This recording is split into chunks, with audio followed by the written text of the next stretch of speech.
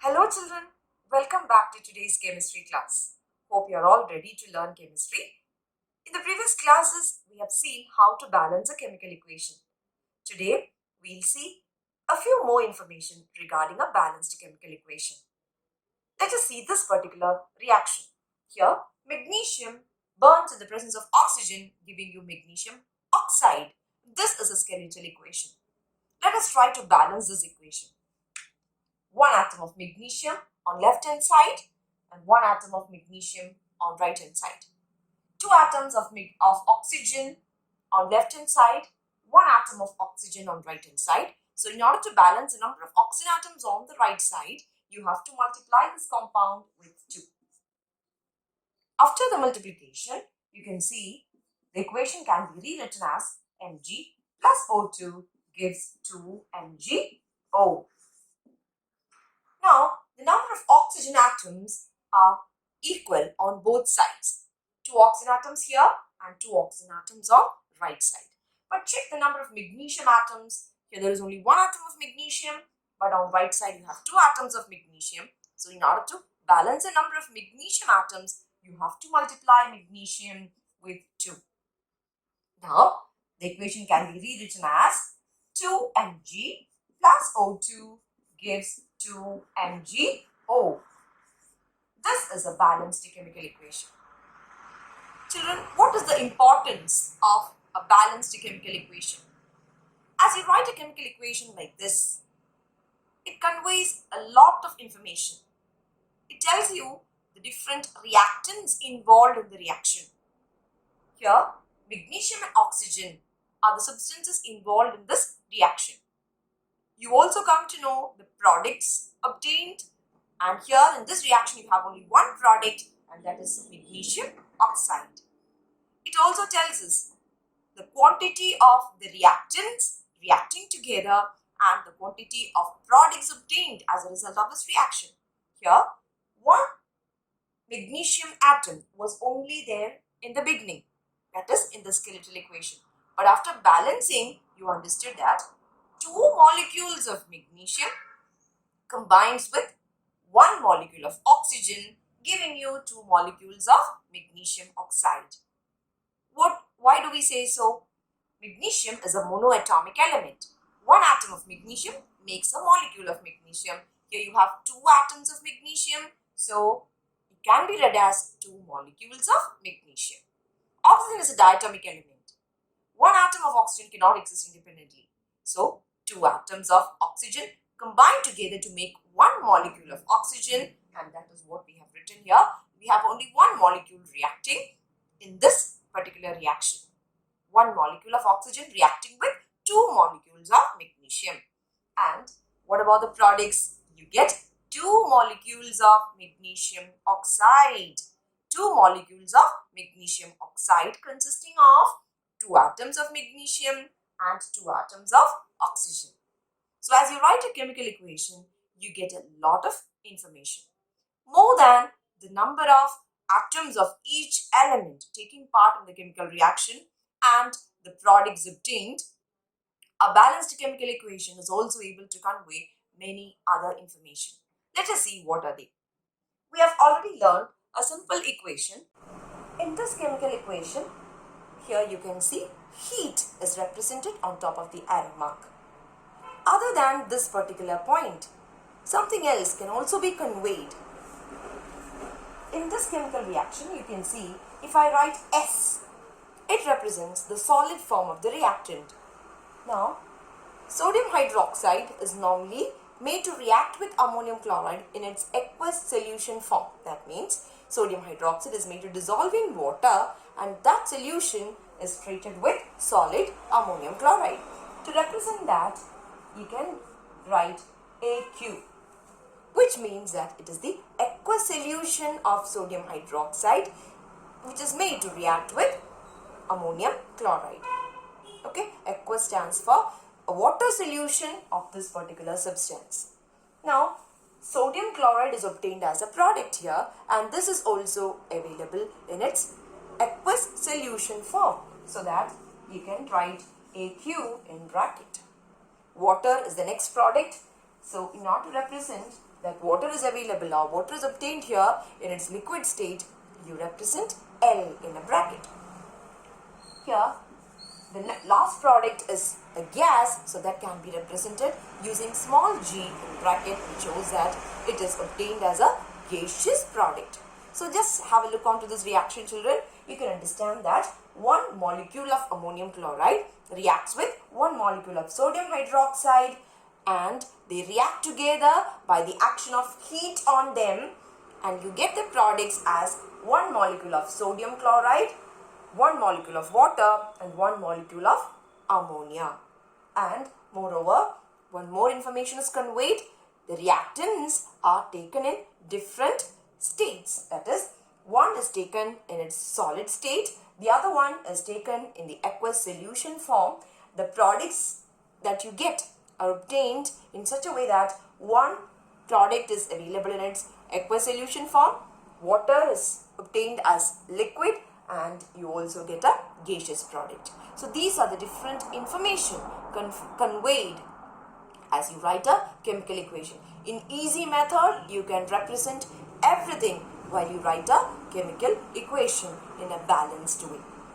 Okay, and again, let us see another chemical reaction.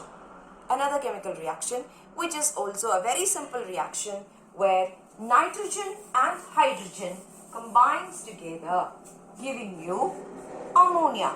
Nitrogen combines with hydrogen, giving you ammonia.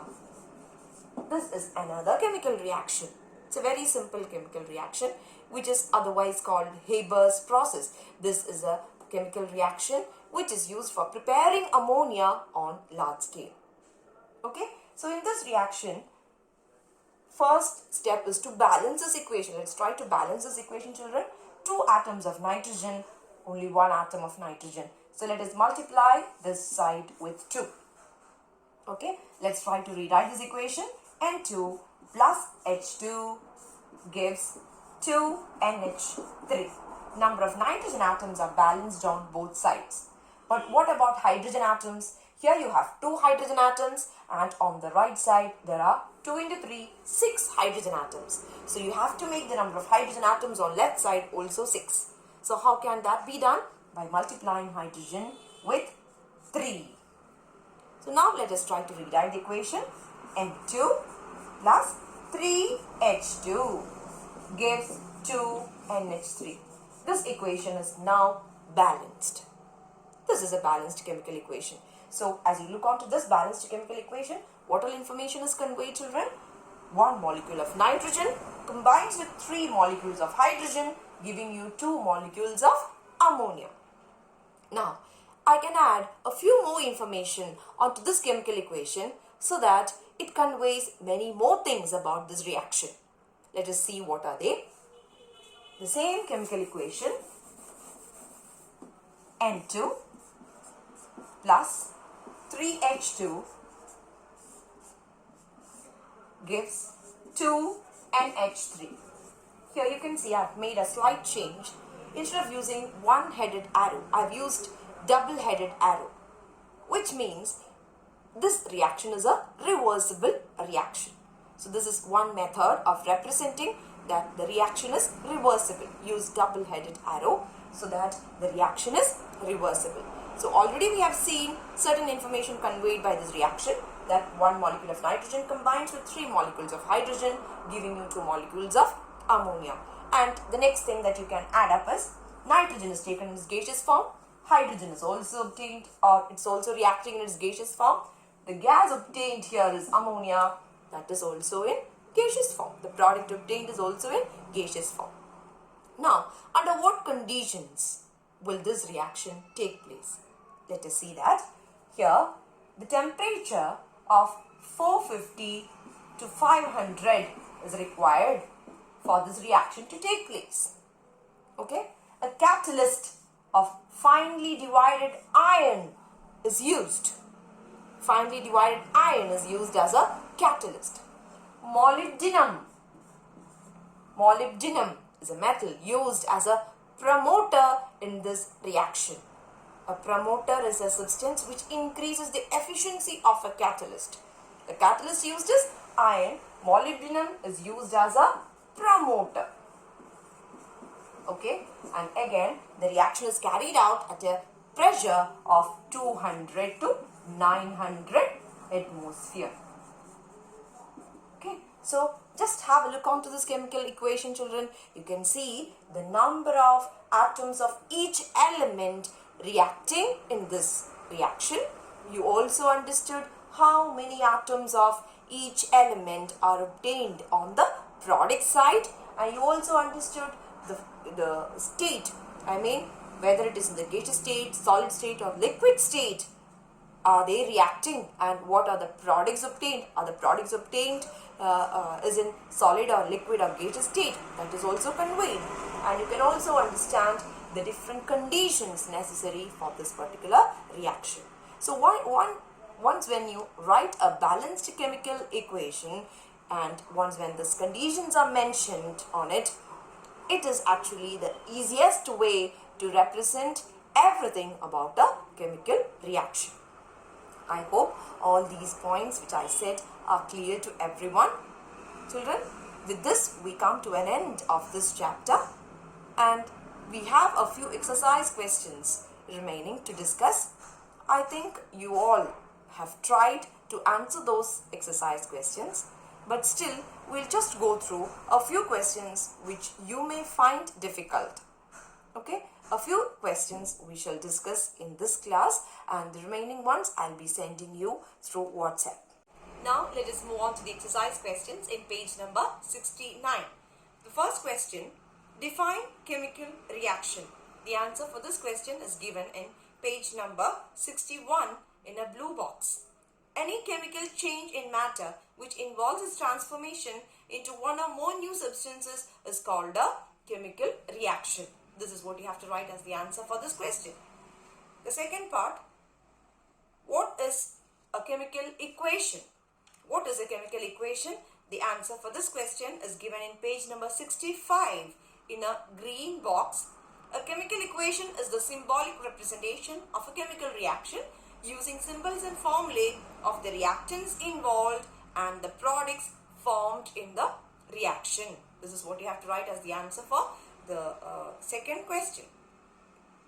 Now, see, why do we need to balance chemical equations? The answer for this question is given in page number 66. The need for balancing a chemical equation. You might have seen a paragraph given there.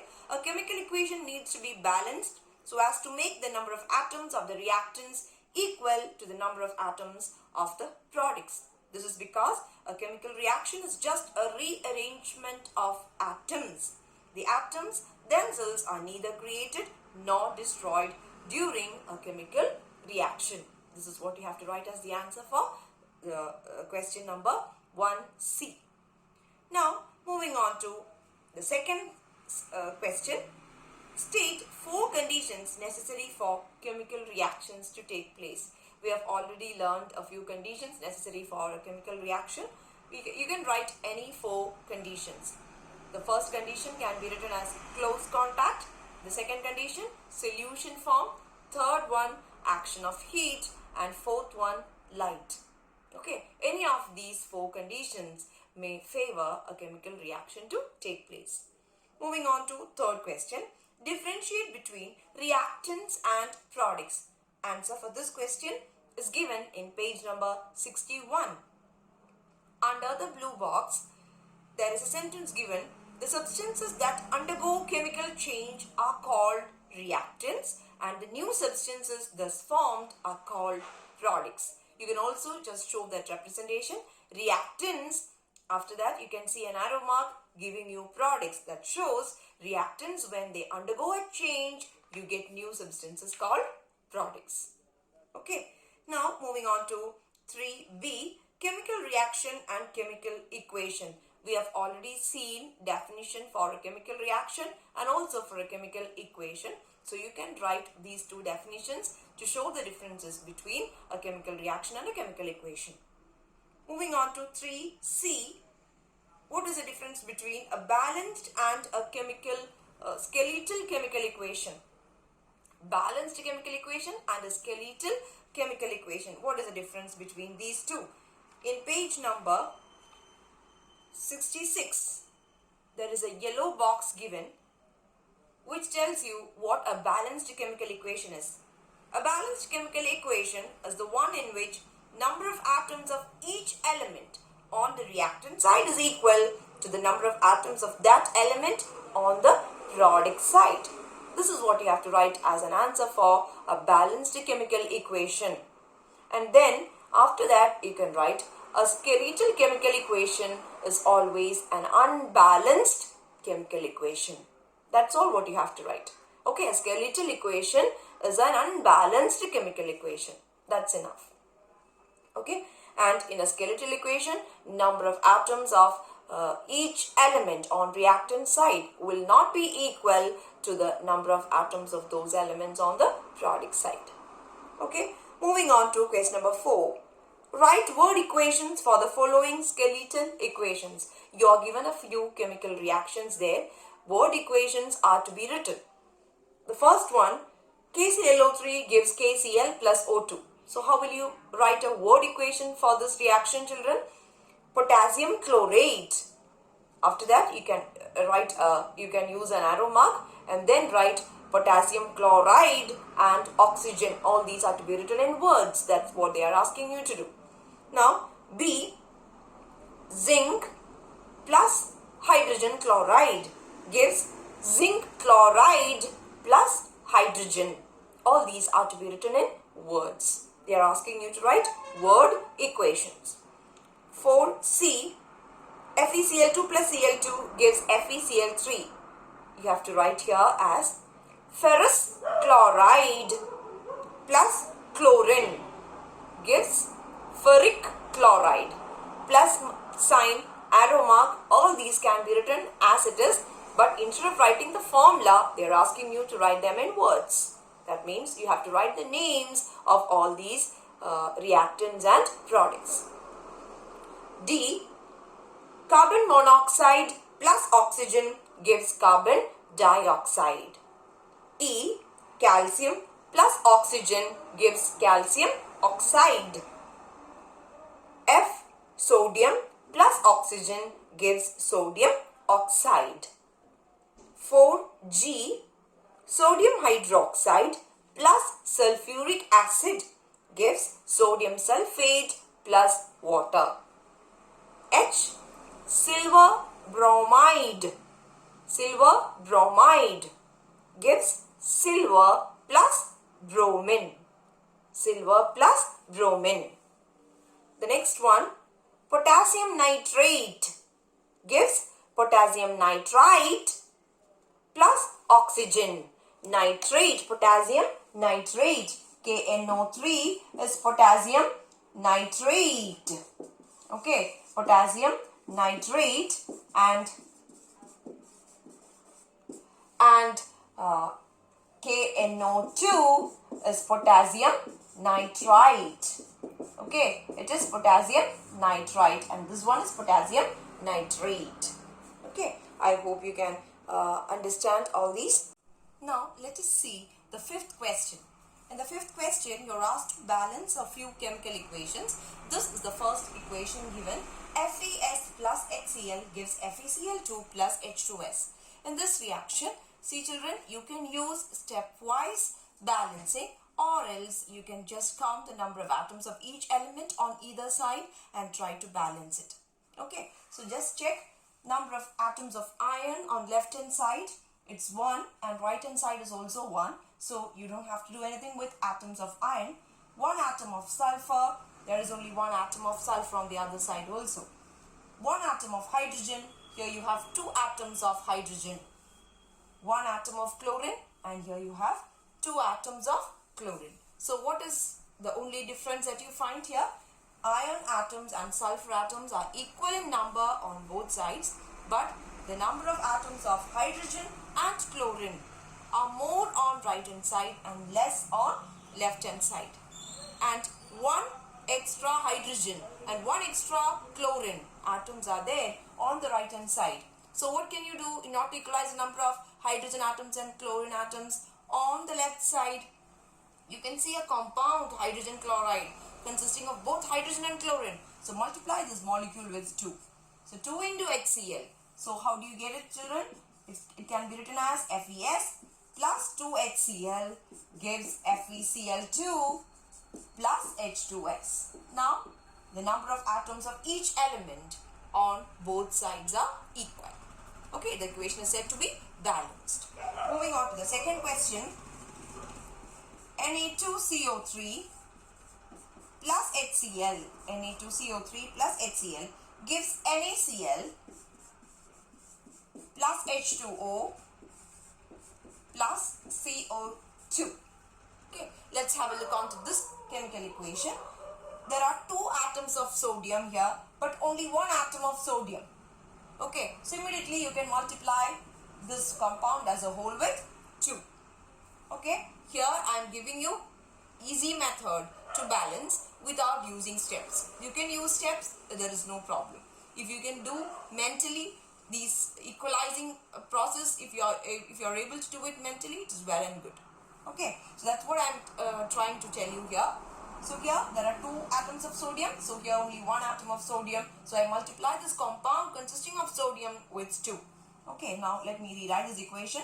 Na2CO3 plus HCl gives 2 NaCl plus H2O plus CO2. Okay, now there are 2 atoms of sodium, 2 atoms of sodium. Now let us check the next element, carbon. 1 carbon atom, and in this equation also you can see only 1 carbon atom. 3 atoms of oxygen. Let us count the number of oxygen atoms. On right side 1 plus 2, 3 atoms of oxygen. Let's count the number of hydrogen atoms. 1 hydrogen here, but 2 atoms of hydrogen on right side. And what about chlorine? There is only 1 atom of chlorine here, but 2 atoms of chlorine on right side. That means, as we have seen the previous case, here hydrogen atoms and chlorine atoms are less on left side and more on right side. So here also you can multiply this compound consisting of hydrogen and chlorine with 2. After multiplication, let us try to rewrite the equation.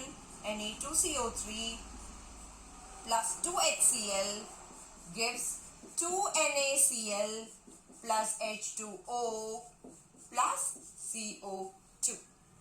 Okay, so now just check this equation, children. You can see 2 atoms of sodium, 2 atoms of sodium, 1 carbon, 1 carbon, 3 atoms of oxygen, there are also 3 atoms of oxygen, 2 hydrogen atoms, 2 hydrogen atoms, 2 chlorine atoms and 2 chlorine atoms. The equation is said to be balanced. Now, moving on to the next equation, H2 plus O2 gives H2O. H2 plus O2 gives H2O. Okay, so let us check this equation. H2 plus O2 gives H2O. In this equation, you can see 2 atoms of hydrogen, 2 atoms of hydrogen.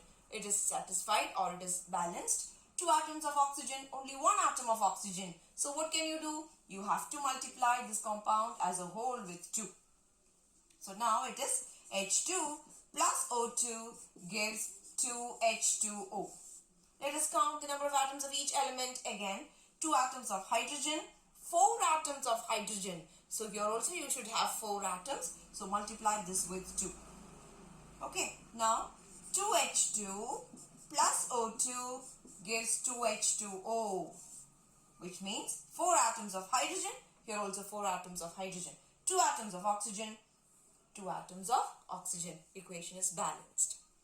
Now moving on to the last equation given there, Na2O plus H2O. Na2O plus H2O gives NaOH. This is the next equation.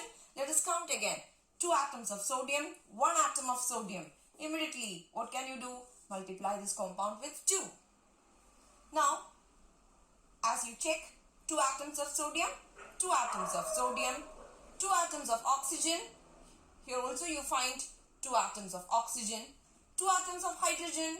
Here also 2 atoms of hydrogen. Let us try to rewrite this equation. Na2O plus H2O gives 2 NaOH. Okay, Here the equation is balanced. You can see number of atoms of each element on both sides are equal. Moving on to question number 6.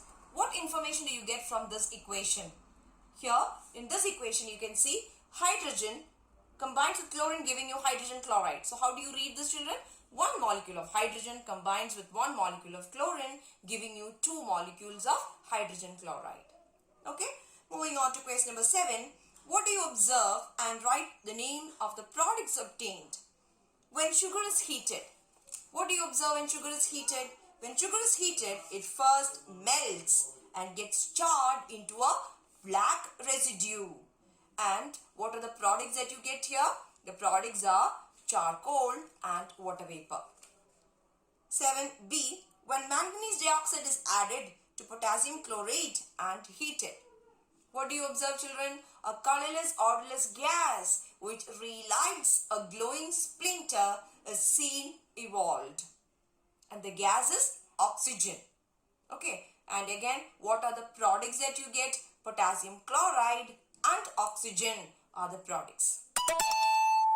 Now, moving on to the next one. When dilute acetic acid is poured on baking soda, what do you observe? The answer is clearly given in page number 64, activity number 4. What do you observe? A strong effervescence indicating the evolution of a colorless, odorless gas which turns lime water milky. The gas is carbon dioxide. And what are the products that you get here? In this reaction, you will be getting sodium acetate, water and carbon dioxide as the products. Okay, I hope you understood. Moving on to 7d. When an aqueous solution of sodium chloride is mixed with an aqueous solution of silver nitrate, what do you observe? You find a curdy white precipitate of silver chloride. A curdy white precipitate of silver chloride. Moving on to E. When ammonium chloride is heated with sodium hydroxide, a pungent smelling gas is evolved. And the gas obtained here is ammonia. That's what you have to write as the observation. A pungent smelling gas is evolved and the gas evolved is ammonia. And what are the products that you get here? Sodium chloride, water and ammonia gas. You have to write the name of the products obtained separately because it is asked separately in the question. F. When water is added to quicklime, what do you observe? The container becomes hot or large amount of heat energy is evolved. The product obtained here is calcium hydroxide. I hope all these questions and their answers are clear to all of you. You have to write all these questions and their answers in your notebook. Okay. Moving on to question number 8. Write symbolic representation for the following word equations and balance them. They have given you around 9 word equations. You have to write chemical equations for these word equations. First, you have to write the skeletal equation and then you have to balance them. I hope it is clear to all of you. So, this question can be done as homework. So, please do this question number 8 as a homework. I'll send the answers for you through WhatsApp. Okay. Objective type questions also are very easy to answer. Hope you can answer it yourself. I'll be sending answers of those questions also in your group. So thank you children. Thank you very much. See you soon.